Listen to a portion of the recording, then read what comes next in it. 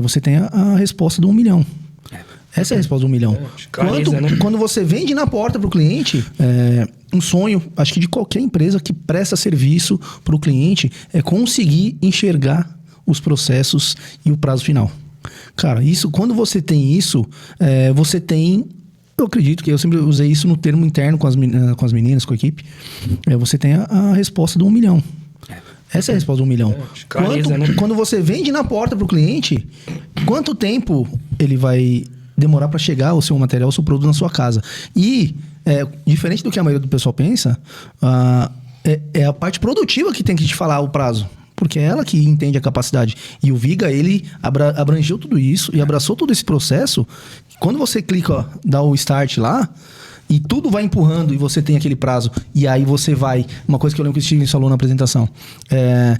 Cada dor que você... É muito mais fácil você falar uma dor pequena pro cliente do que você falar várias dores. Chegando ao final do prazo lá, aumentou 30 dias. Mas por que aumentou 30 dias?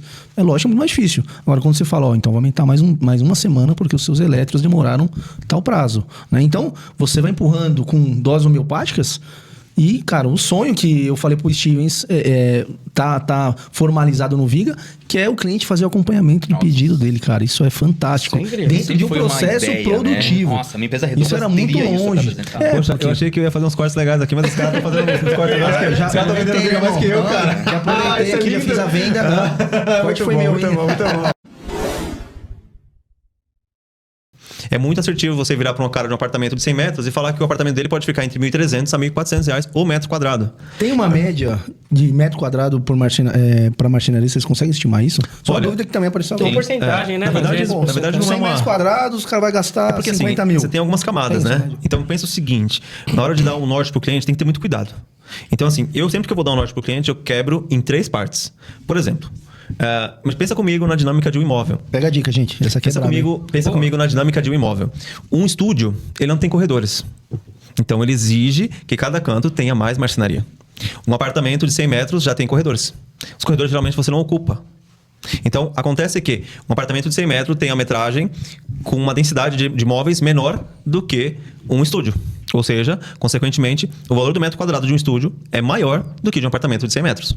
Então, é muito comum, eu posso te dizer, é muito assertivo você virar para um cliente de um estúdio de até 40 metros e falar que o metro quadrado dele é R$ 1.600. É muito assertivo você virar para um cara de um apartamento de 100 metros e falar que o apartamento dele pode ficar entre R$ 1.300 a R$ 1.400 o metro quadrado. E é muito assertivo você pegar um apartamento de 150 metros e falar que vai ser R$ 1.200 o metro quadrado. Porque quando você começa a aumentar muito o tamanho do imóvel, ele tem muita área comum, sala, hall, muita área de circulação e esse cara